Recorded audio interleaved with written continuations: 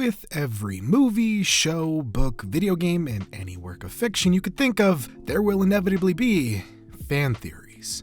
Fan theories ranging from the main character being dead the whole time all the way up to everything being a dream. There are fan theories for just about everything. Oftentimes, these fan theories suck. They are just plain bad. Except for Darth Jar Jar. That is one of the best fan theories of all time.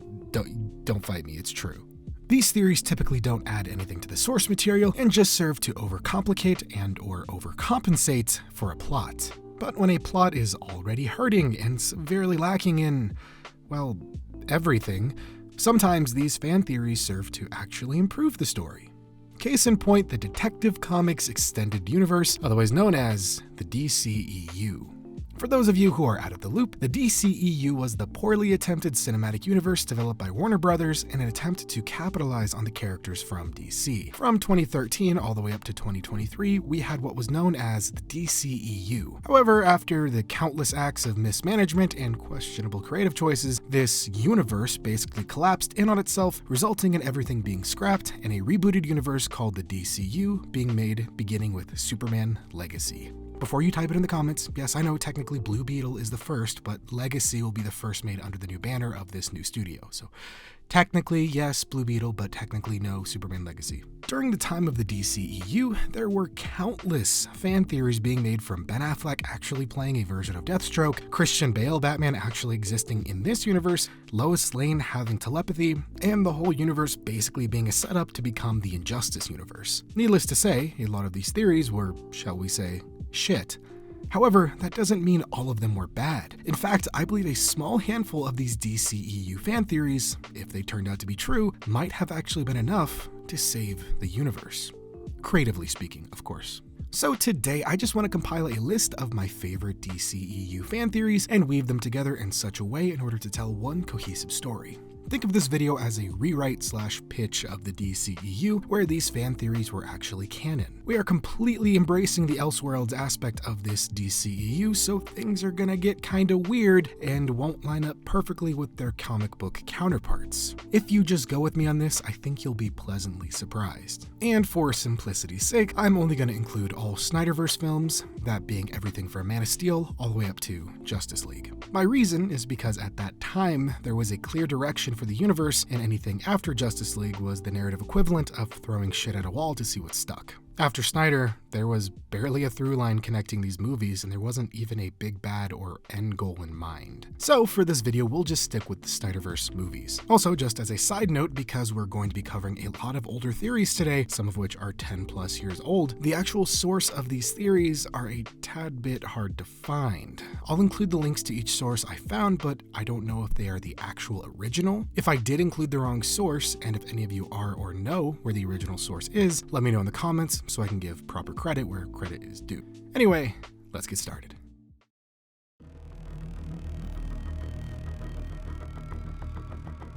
Yes, you read that right. This theory postulates that Zack Snyder's prior DC movie, Watchmen, is actually in the DCEU continuity. Essentially, after Dr. Manhattan was blamed for the destruction of New York in 1985 and the Cold War was ended, a massive wave of anti-vigilante fervor swept the world, leading to mass disillusionment of masked heroes. This is why, after 20 plus years, Batman is still thought of as a myth, because he really can't afford to be a public figure. And it also explains why there really aren't any other heroes running around, because they fear if they do become public, they'll end up in Belle Reve. Since the events of Watchmen, the age of heroes has been over. Yet after Superman reveals himself to the world in Man of Steel and saves the world from Zod, destroying much of Metropolis in the process, the world becomes split. Some are happy a new age of heroes is about to begin and greatly support the arrival of Superman, while some look at the destruction of Metropolis and are reminded of Dr. Manhattan and New York, and this anti-vigilante sentiment is reignited. I love this concept. While yes, the Watchmen and DC universes are technically separate, save for Doomsday Clock, having them occur in the same timeline is actually a really unique take. Now, I already know what some of you might say. At the beginning of Watchmen, during the montage, we see Night Owl save the Waynes in Crime Alley, and we're able to see some Batman comics nearby on the wall. For the purpose of this, we can easily retcon that. We'll say that montage at the beginning was just a reenactment from some shitty in-universe documentary, and they got it wrong. The Night Owl we see should have have been the Dan Dryberg version, not Hollis Mason. So Night Owl 2 saves the Waynes at some point, and it massively impacts young Bruce Wayne. However, you can't change a canon event, and despite the fact that Night Owl saves the family that one time, at some later point, they're still killed, and Bruce is left alone. Watchmen concludes, and superheroes are greatly hated throughout the world, but not by Bruce Wayne. In fact, Night Owl was Bruce's main inspiration for even wanting to become a vigilante in the first place. It's even where he gets the inspiration for his eventual moniker. Adding Watchmen to the DCEU canon adds so much context to the overall universe and explains 1. Why there aren't many heroes running around, 2. Why so many people distrust heroes, and 3. Why many heroes, and the universe as a whole, are so incredibly violent, because that's just the norm for masked vigilantes in the world as a whole. It's a small, interesting twist on the typical DC universe that I absolutely love. And it also leaves the door wide open to a new eventual threat in Dr. Manhattan or Ozymandias.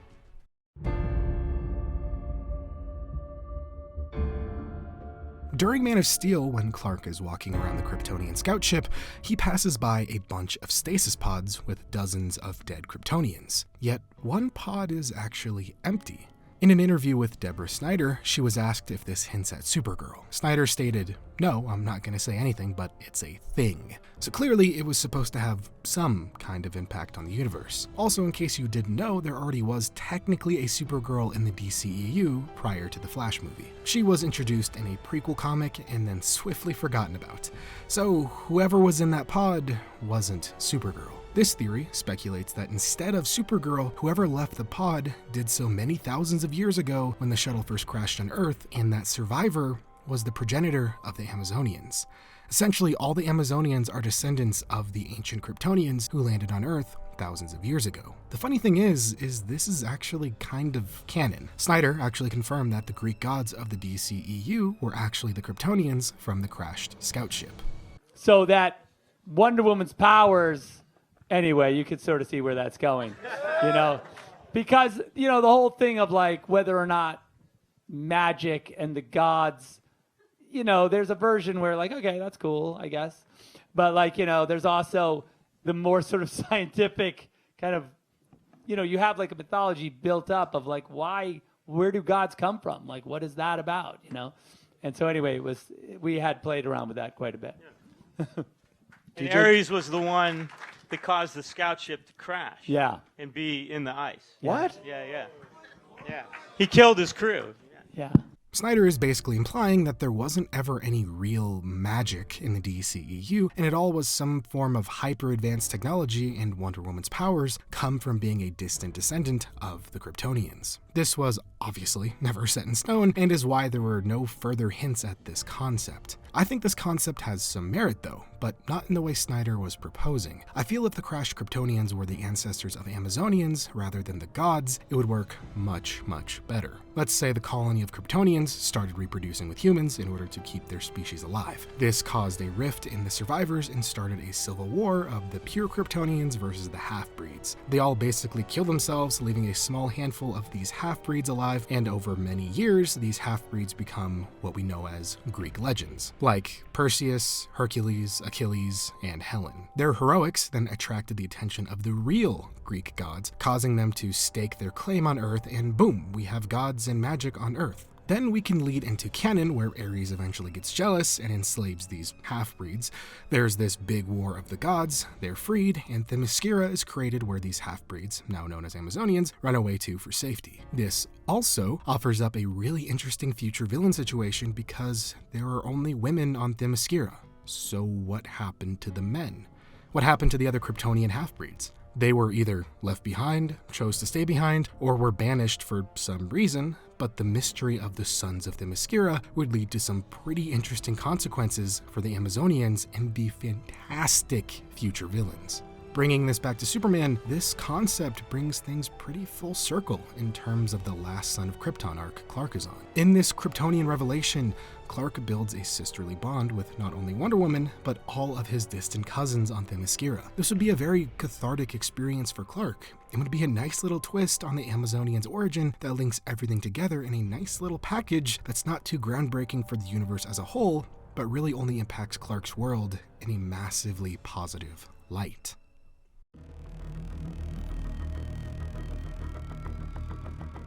First and foremost, Jena Malone's character should have been Carrie Kelly. In BVS Ultimate Edition, Jena Malone plays a Star Lab weapon expert named Jeanette Clyburn, who helps Lois in her investigations.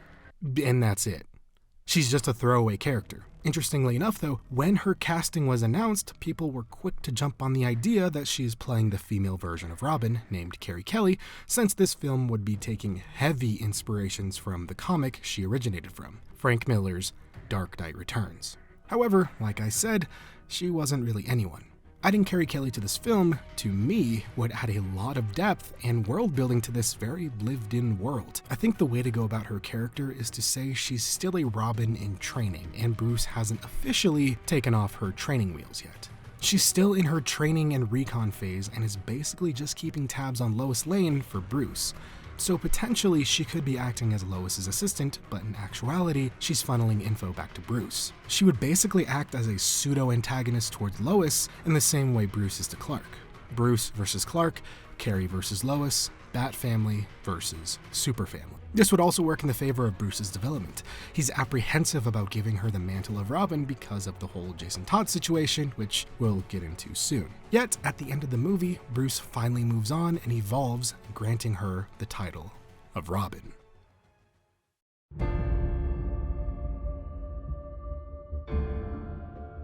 Fun fact, did you know Scott Eastwood was in this movie? Well, he was, and he was playing a character named Lieutenant G.Q. Edwards. He was just some Navy SEAL lieutenant who assisted Flag during the squad's mission and died unceremoniously. Like Jena Malone, he was a nothing character. And like Jena Malone, people began to speculate upon his casting, specifically casting him as Dick Grayson Nightwing. There really wasn't anything to suggest this was the case other than he looked like he'd be a good fit for the character. I think this would have been a great addition to this movie and connected the universe even more. Basically, this would be a nod to his Agent Grayson run in the comics, where he left the Nightwing mantle behind to join the organization Spiral as a secret agent. In this context, Bruce would have sent Grayson to work undercover for Waller to keep a close eye on her and the newly formed Task Force X, much like Carrie Kelly is doing with Lois and Clark. Yet this theory goes even deeper than that, because this theory would tie in directly to the next one you all know and love, that being Joker is actually Jason Todd. This is such a well-known theory, so I won't go too deep into it, but basically, instead of killing Jason Todd, the real Joker tortured him and corrupted him to the point where he became a new Joker. This actually has precedent in the comics too, as this happened to Dick Grayson in The Dark Knight Returns, which again heavily inspired the whole DCEU.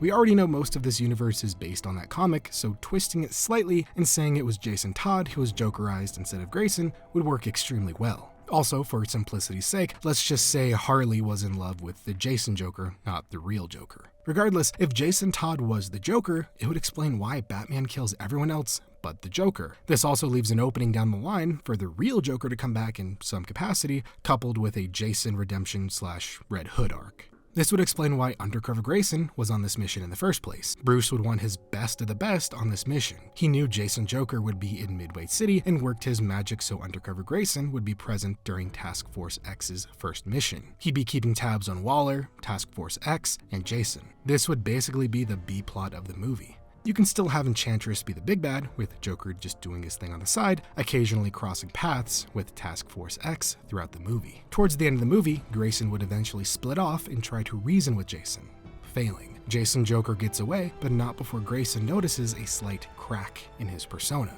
That the Joker corruption isn't as complete as he once thought, setting up a future Batman or Nightwing spinoff. Having Joker actually be Jason Todd would make things so much better. It'd not only clarify a lot of confusing plot holes, but be a fresh take on the character we've never seen before on the big screen. Also, having Grayson be undercover during this mission would also work incredibly well because it also continues Bruce's paranoia from the prior movie, with him having his spies everywhere.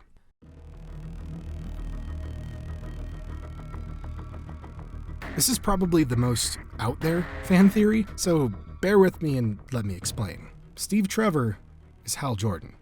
Simply put, this incredibly out there theory theorizes that around the time Wonder Woman began filming, Chris Pine was rumored to play Hal Jordan, and why else would they cast such a prominent actor for a one-off role? They also state that Nathan Fillion also voiced Green Lantern and Steve Trevor in the animated movies, and Steve Trevor and Hal Jordan are both pilots.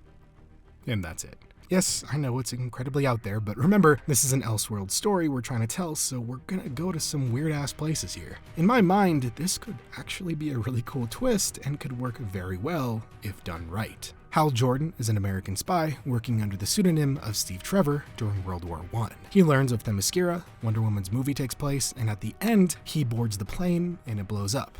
Everyone thinks he's dead, however moments before the explosion, a ring finds him and whisks him away. No Abin Sur and no Carol Ferris. Steve is then told of the Green Lantern Corps and joins them, leaving Earth and Wonder Woman behind. His appearance in modern day, still young, can be attributed to space-time dilation as he travels through the galaxy helping those in need. This could be a pretty unique situation for Wonder Woman down the line that would also play quite nicely into the Sons of Themyscira film, as that would also deal heavily with themes of duty and abandonment. I know this is a very, very strange change, but honestly, if done correctly, it could work out quite nicely.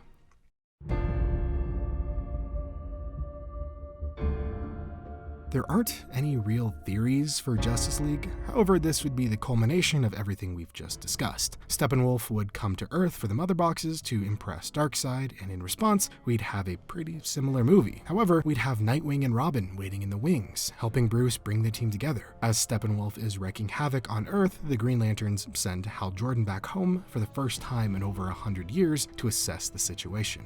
Everything then works out the same, just with Green Lantern at the final battle, and maybe Steppenwolf making reference to Wonder Woman being part Kryptonian, leading to Clark making the realization about the empty pod, and leading to the deep dive into the Amazonians' origins in the Sons of Themyscira film. We can even throw some kind of Watchmen tease at the end credits where Dr. Manhattan comes back to Earth because he didn't know about the Mother Boxes, and for some strange reason they basically break his weird asynchronous perception abilities.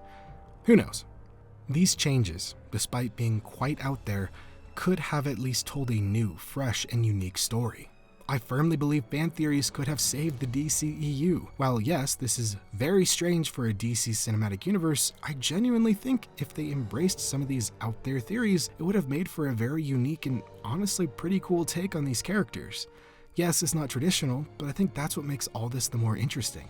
Long-term DC fans wouldn't know what to expect next, and new DC fans would have an entirely different experience trying out the comics since it's not a one-for-one remake of the source material. This is a very strange pitch, I know, but change is good when it's done thoughtfully.